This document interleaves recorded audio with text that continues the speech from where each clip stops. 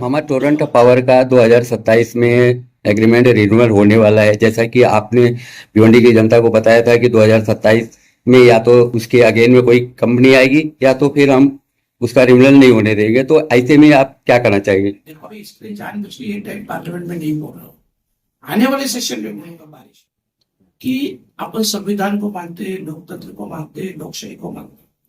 अगर लोकशाही को मानते हैं तो लोगों की चाहत क्या है, लोग क्या चाहते हैं, उसको पहला वैल्यू दे। अदानी का है, टोरेंट का है, कई ऑप्शन हम तैयार है। मतलब या तो अपन एमएसएमई की बात करेंगे या तो टाटा की बात में आपको भी मालूम है कि कहीं इनको छोड़ के आपको दूसरी जगह पछता नहीं चाहिए।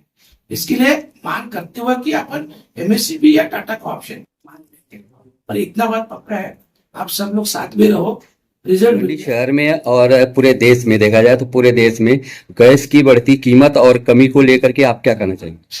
देखो कमी गैस की है, कीमत भी बढ़ रही है, सरकार क्यों झूठ बोल रही है समझ में नहीं आता है। अगर सरकार बोल रही है कि गैस से मतलब जो अपन बोलते हैं होटल का बिजनेस का जो गैस चाहिए वो भी है तो भी लोग लाइन क्यों लगा रहे हैं?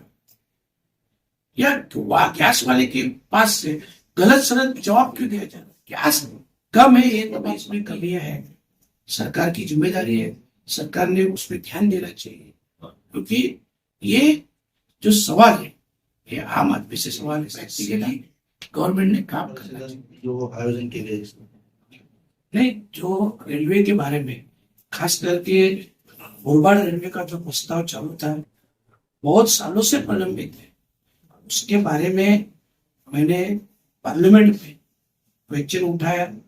उसी समय मंत्री महोदय ने जो जवाब दिया पॉजिटिवली जवाब दिया, और खास करके मंत्री ने भी तो पॉजिटिवली जवाब दिया, उसके बाद में भी शाम को मुझे बुलाया और इसी विषय पे चर्चा करके जल्द से जल्द मतलब इसी बजट में वो काम अपन एडजस्ट करेंगे। उन्होंने माननीय मुख्यमंत्री देवेंद्र फडणवीस साहब से भी बात किया है। मैं देखिए बीच में इसी काम के बारे में फडणवीस साहब को मिला था और उन्होंने भी पॉजिटिवली मुझे बताया था, क्योंकि ये जो प्रोजेक्ट बन रहा है इसमें आधा खर्चा सेंट्रल का है, आधा खर्चा स्टेट गवर्नमेंट का, और इसके लिए दोनों की सहायता की जरूरत है।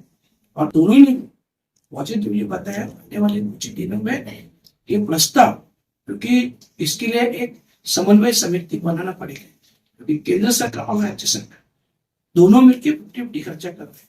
तो जल्द ही वो समन्वय समिति बनेगी और इसी प्रस्ताव को मान्यता जल्द से मिलेगी, वो भी इसी जो बजट हुआ इसी बजट के माध्यम में ही वो मान्यता मिलेगी। ये अच्छी न्यूज है और इसके लिए मैंने उनको धन्यवाद भी दिया।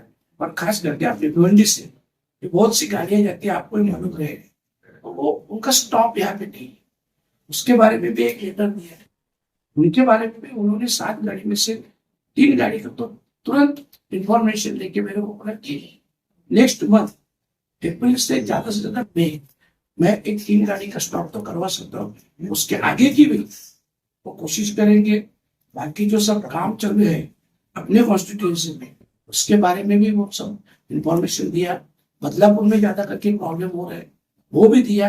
आने वाले टाइम में अभी जीएम की पोस्ट खाली है, आने वाले 15 दिन के अंदर जीएम की पोस्ट भर जाएगी, तो उसी समय जीएम से बात करके और स्थानीय जो भी लोग हैं उनको वहां मीटिंग में बुला के जल्द से जल्द वो भी समस्या हल हो जाएगी। उसके लिए उन्होंने पॉजिटिवली बात भी किया है। और जैसे ही जीएम आएंगे, और मेरे को लगता है 2 तारीख को मेरा सेशन खत्म हो रहा है, तो जैसे ही सेशन खत्म हो जाएगा तब तक जीएम पोस्ट भर जाएगी।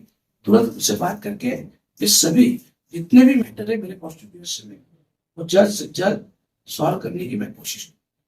हाँ, भिवंडी रेलवे स्टेशन पर जो अभी डेडिकेटेड कॉरिडोर का काम चल रहा है उसको लेकर जो स्काई वॉक है, यानी जो भिवंडी से वसई जाने वाले या कोपर जाने वाले पैसेंजर्स हैं उनको काफी ज्यादा कठिनाइयों का सामना करना पड़ रहा है। क्या भिवंडी रेलवे स्टेशन का विजिट करेंगे? नहीं, विजिट तो अभी मैं सेशन खत्म होने के बाद करने वाला हूँ। एक्चुअली ये बदलापुर में भी ऐसा ही हो रहा है, ये सब जगह प्रॉब्लम हो रहा है। पहले तो मेरा प्रपोजल था कि भिवंडी, बदलापुर, हसनगढ़, वाशी ये रेलवे स्टेशन जो है इनको अमृत भारत कर की जो योजना थी उनमें शामिल किया जाए, ताकि जितनी भी फैसिलिटी मिलती है वो सब मिल जाएगी। और अभी उनका बात चालू है, कैसे पॉसिबल हो सकता है अभी तो नहीं बता सकता हूँ, पर इसमें फिलहाल जो काम जो है वो काम के बारे में विजिट करके वो जल्द से जल्द होने के लिए और उसमें सुधार करने के लिए मैं पूरी कोशिश करूंगा। रस्ता असेल किंवा वाड्यातील अंबाडी जो रस्ता आहे त्या भागातल्या लोकांना याचा काय फायदा होईल, म्हणजे कनेक्टिव्हिटी वाढवता येईल असं? देखो वाड़ा के बारे में है ना, वाड़ा में बड़ी एमआईडीसी और वहाँ एमआईडीसी आज की तारीख में 50 से 60% एमआईडीसी बंद हुई। वो बंद होने का रीजन भी मेन एक तो ठीक है, उनको जो फैसिलिटी चाहिए बिजली की हो, रास्ते की हो, जो भी उसके कारण प्रॉब्लम हो रहा था। और सबसे बड़ा प्रॉब्लम होता है लेबर का, और लेबर का प्रॉब्लम ऐसे कि वहाँ आने जाने के लिए लेबर के पास कुछ ऑप्शन नहीं है। जैसे कि अगर रेलवे होती है तो रेलवे से ज्यादा कनेक्टिविटी बढ़ती है और लेबर का भी जो प्रॉब्लम है वो भी सॉल्व हो जाएगा। उसका भी एप्लीकेशन मैंने दिया है कि भिवंडी से लेके वाड़ा से फिर अहमदाबाद रोड तक अगर ये रेलवे जाएगी फ्यूचर में, तो क्योंकि आपको मालूम है वाड़ा आदिवासी बहुल है, और इसके लिए अभी जो अपन इसका भी JNPT वडोदरा रास्ते पे भी जो अपन एग्जिट लिया उसका कारण भी वही था, क्योंकि जहां पे लिया है लामच, वहां से लेके वाड़ा एक 35-40 मिनट का डिस्टेंस है, और वहां से पूरे हमारा आदिवासी समाज ज्यादा रहते हैं, तो उनको भी काम मिलना चाहिए, रोजगार मिलना चाहिए। और उसी हिसाब से अपन वो एग्जिट का किया, वो भी गडकरी साहब ने किया। और रेलवे का भी प्रस्ताव अभी मैं डाल रहा हूँ, फिलहाल ज्यादा ध्यान मुरबाड़ की तरफ है क्योंकि बहुत साल की प्रतीक्षा है। तो उम्मीद है जल्द से जल्द मुरबाड़ का विषय अपना भिवंडी का भी जो है, जैसे ही 2 तारीख को सेशन खत्म हो जाएगा मैं भिवंडी स्टेशन पे विजिट करूंगा। मामा टोरंटो पावर का 2027 में एग्रीमेंट रिन्यूअल होने वाला है। जैसा कि आपने भिवंडी की जनता को बताया था कि 2027 में या तो उसके अगेन में कोई कंपनी आएगी या तो फिर हम उसका रिन्यूअल नहीं होने देंगे, तो ऐसे में आप क्या करना चाहिए? देखो अभी मैं एकदम क्लियर बताता हूँ, अभी मुझसे चालू नहीं हुआ, जैसे ही चालू होगा अपना विरोध चालू होगा। मैं अभी इसके लिए जानबूझ के ये टाइम पार्लियामेंट में नहीं बोल रहा हूँ, आने वाले सेशन में बोलूंगा बारिश।